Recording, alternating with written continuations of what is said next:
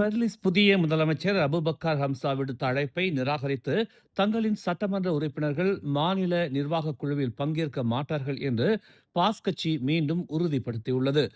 பெர்லிஸில் உள்ள அனைத்து பாஸ் சட்டமன்ற உறுப்பினர்களும் கட்சியின் நிலைப்பாட்டை கட்டாயமாக பின்பற்ற வேண்டும் என்ற உத்தரவு வழங்கப்பட்டுள்ளதாக பாஸ் கட்சியின் துணைத் தலைவர் துவான் இப்ராஹிம் துவான்மான் தெரிவித்துள்ளார். கட்சி தனது முடிவை ஏற்கனவே எடுத்துள்ளது. அதற்கான அறிவுறுத்தல்களும் அனைத்து பாஸ் சட்டமன்ற உறுப்பினர்களுக்கும் வழங்கப்பட்டுள்ளன.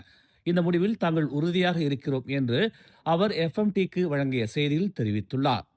பெர்லிஸின் முன்னாள் முதலமைச்சர் பாஸ் கட்சியைச் சேர்ந்த முகமது ஷுக்ரி ரம்லிக்கு வழங்கப்பட்ட ஆதரவை வாபஸ் பெறுவதற்காக சட்டப்பூர்வ அறிவிப்புகள் மீது கையெழுத்திட்டவர்களுக்கு பாஸ் கட்சி ஆதரவை வழங்காது என்று அவர் கூறினார்.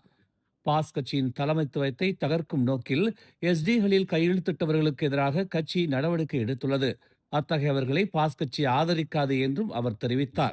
அபுபக்கர் ஹம்சா அமைக்கவுள்ள புதிய நிர்வாகக் குழுவில் பாஸ் கட்சியின் சட்டமன்ற உறுப்பினர்கள் சேர வேண்டும் என்ற அழைப்பு குறித்து அவர் இவ்வாறு பதிலளித்தார். இந்த அழைப்பு அண்மையில் பாஸ் கட்சி தலைவர் அப்துல் ஹடி அவாங்கிற்கு அனுப்பப்பட்டது குறிப்பிடத்தக்கது. மேலும் செய்திகளை தெரிந்து கொள்ள தமிழ் மலர் இணையதளம், தமிழ் மலர் செயலி மற்றும் மலர் டிவி யூடியூப் சேனலை வலம் வாருங்கள்.